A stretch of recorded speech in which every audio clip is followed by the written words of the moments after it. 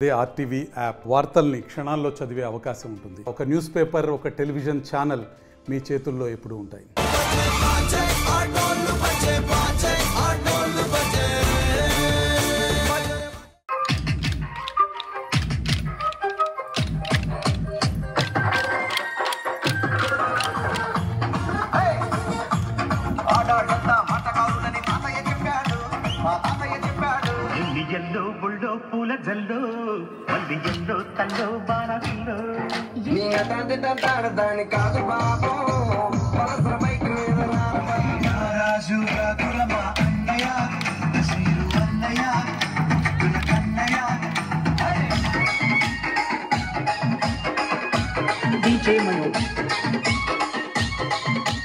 ఆంధ్ర ప్రజల జానపద విషయాల్లో కళల్లో ఒకటైనటువంటి కోలాటం.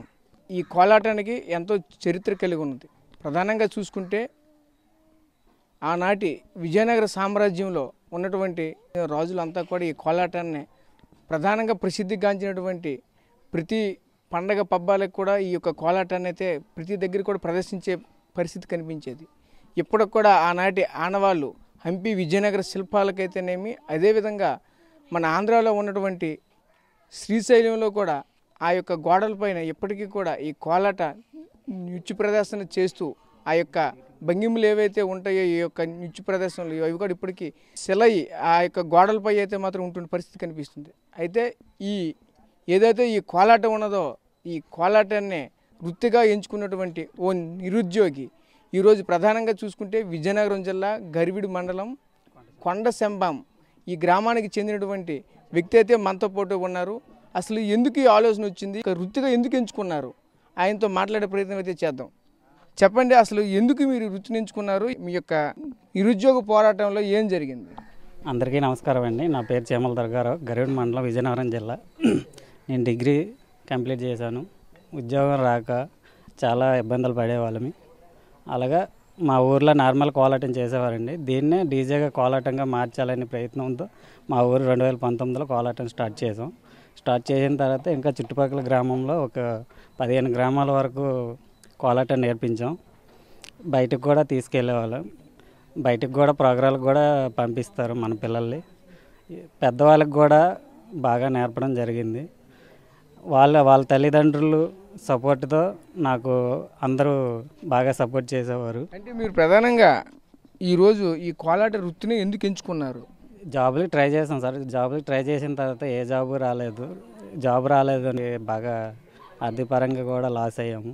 తర్వాత ఊర్లో అలాగ ఖాళీగా ఉండే బదులు డ్యాన్స్ వచ్చు కదా అని పిల్లలకి ఏదో ఒకటి నేర్పుదామనే ఉద్దేశంతో కోలాటాన్ని డీజే సాంగ్స్ ఎంచుకొని ఆ సాంగ్స్ పరంగా స్టెప్పులు చెప్పి వీళ్ళకి కోలాటం నేర్పించాను. ఆ విధంగా నలుగురికి తెలిసిన రకంగా నేర్పించి వాళ్ళని పైకి తీసుకురావడం వల్ల పక్క ఊరికి కూడా ఇంప్రూవ్ అయ్యి అలాగా మేము డెవలప్ అయ్యాము. ఈ కోలాటాన్ని ఎన్ని గ్రామాలకు మెప్పారు? ఎంతమంది మీ దగ్గర శిష్యులుగా ఉన్నారు? మినిమం 15 గ్రామాలకు నేర్పించానండి. ప్రతి ఊర్లో ఒక 25 మంది వరకు ఉంటారు.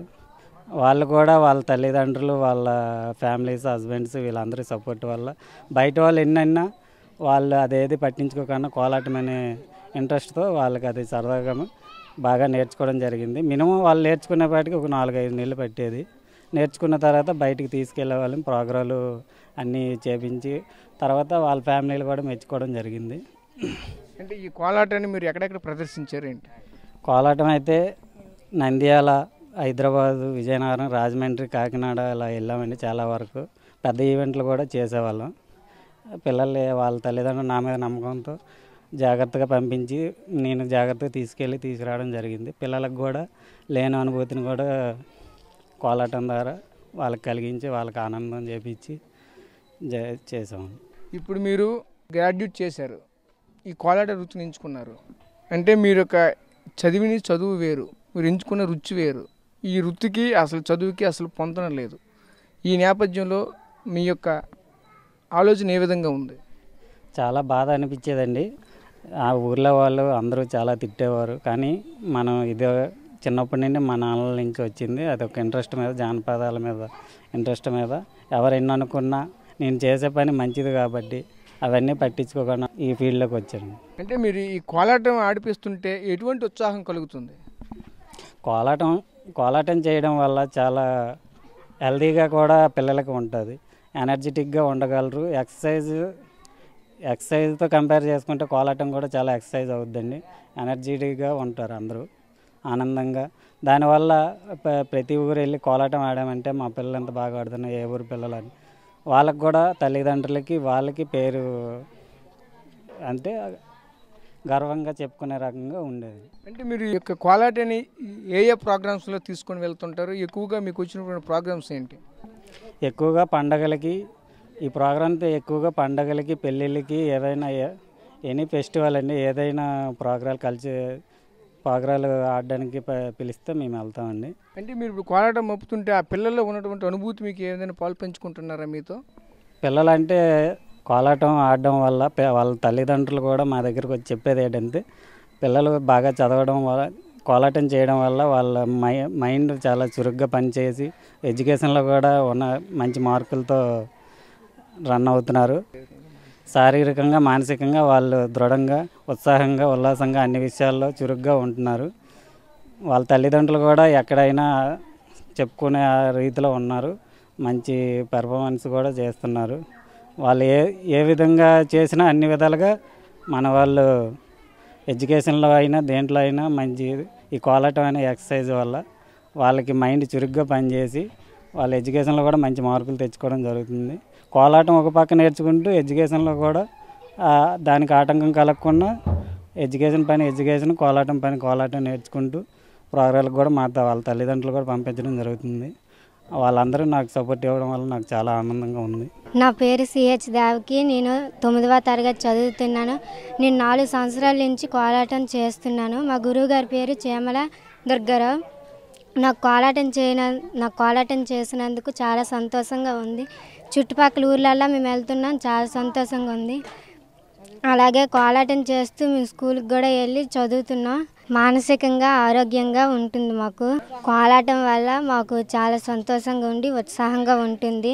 మైండ్ కూడా చాలా ఫ్రీ అవుతుంది. చదువు కూడా బాగా చదవగలుగుతున్నాను. నేను సెకండ్ ఇయర్ చదువుతున్నాను. మేము 4 సంవత్సరాలు పెట్టి కోలాటం నేర్చుకుంటున్నాము. మా గురువు పేరు చేమల దుర్గారావు. మేము కోలాటం వల్ల చాలా ఎంజాయ్ చేస్తున్నాము. కోలాటం వల్ల చదువు కోలాటం నేర్చుకుంటున్నాం, ఇంకా మానసికంగా ఆరోగ్యంగా ఉంటున్నాం మేము. నా పేరు కొడుమల మౌనిక. నేను 4 సంవత్సరాల నుంచి కోలాటం చేస్తున్నాము. చాలా ఊర్లు వెళ్తున్నాం కోలాటం వల్ల. మా సారు జాగ్రత్తగా తీసుకుని వస్తున్నారు. మేము గ్రామ దేవతల పండగలకి, గుడి ప్రతిష్టలకి అన్నింటికి వెళ్తున్నాం కోలాటం చేయడానికి. మాకు మానసికంగా, శారీరకంగా చాలా ఆనందంగా అనిపిస్తుంది. మాకు ఆటలు ఆడిన కంటే, పాటలు పాడిన కంటే ఈ కోలాటంలో ఆట పాట 2 ఉంటాయి కాబట్టి చాలా సంతోషంగా ఉంటుంది. నేను 4 సంవత్సరాలుగా కోలాటం నేర్చుకుంటున్నాను. మా కోలాటం గురువు పేరు చేమల దుర్గారావు.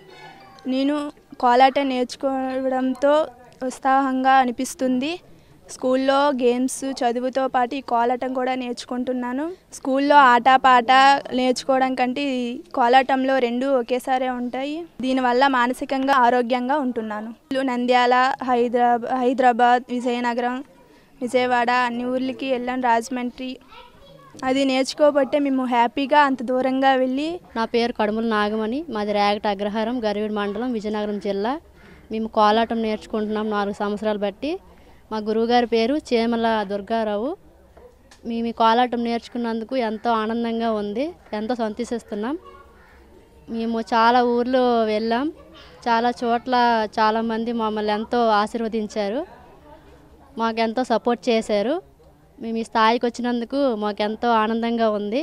ఇంకా మేము ఉన్నత స్థాయికి వెళ్ళాలనేసి కోరుకుంటున్నాం. మా సార్కి కూడా మంచి పేరు రావాలని కోరుకుంటున్నాం. మేము జాతరలకి, గుడి దగ్గర ఏవైనా సంబరాలు అయినప్పుడు మేము కోలాటం చేస్తాం. అక్కడ మాకు ఎంతో అభినందంగా అందరూ ఆనందిస్తూ, దీనివల్ల మాకు ఎంతో సంతోషంగా ఉంది.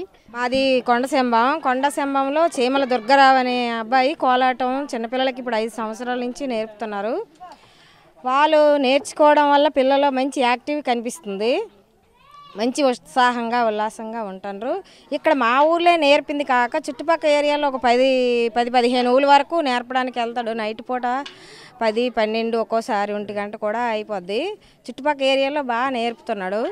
పిల్లడికి ఆడు ఈ పరిస్థితిలో రావడానికి కారణం డిగ్రీ చదువుకున్నాడు, ఎడ్యుకేషన్ అయితే ఫుల్ ఉంది, కానీ జాబ్ తగలలేదు. జాబ్ తగలపోయేసరికి అలాగా చాలా రోజులు ఆలోచించి నా చేతిలో పని ఉంది. వాళ్ళ నాన్నలో నుంచి వారసత్వం ఉంది.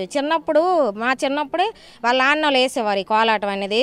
వాళ్ళ నాన్నల దగ్గర ఇది నేర్చుకొని పోనీ పని అయితే ఉంది, పోనీ పని ద్వారాగానే నేను బతుకుతాను, నా బతుకు తెరువు నేర్చుకుంటానని ఉద్దేశంతో ఒక 5 సంవత్సరాల నుంచి ఈ పని పాపం ప్రాక్టీస్ చేశాడు. మా ఊరు పిల్లలతో ఫస్ట్ స్టార్ట్ చేసి చుట్టుపక్కల ఏరియాలతో వాళ్ళతో పిల్లలతో అందరికీ నేర్పి ప్రాక్టీస్ చేసి ఇప్పుడు హైదరాబాదు, నంద్యాల, రాజమండ్రి, విజయవాడ చుట్టుపక్కల ఏరియాలు మా ఊరు పిల్లలే చుట్టుపక్కల పిల్లలు కూడా ఎంత జాగ్రత్తగా తీసుకెళ్ళి అంత జాగ్రత్తగా తీసుకొస్తారు. వాళ్ళ తల్లిదండ్రులకి కూడా వాళ్ళ సపోర్ట్ వల్ల ఈ పిల్లని మీద నమ్మకంతో అంత చిన్న పిల్లలు హైదరాబాదు, విజయవాడ, రాజమండ్రి పంపించడం అంటే అది సమంజసం కాదు. అంత దూరం కూడా పిల్లలు పంపిస్తూ అంత జాగ్రత్తగా పిల్లలు తీసుకొచ్చి అంత జాగ్రత్తగా వాళ్ళ తల్లిదండ్రులకు అప్పచెప్పి అంత బాగా చేస్తున్నాడు. కోలాటం వల్ల శారీరకంగా మానసికంగా ఉల్లాసంగా అయితే పిల్లలు ఉంటున్నారని చెప్తున్న పరిస్థితి కనిపిస్తుంది.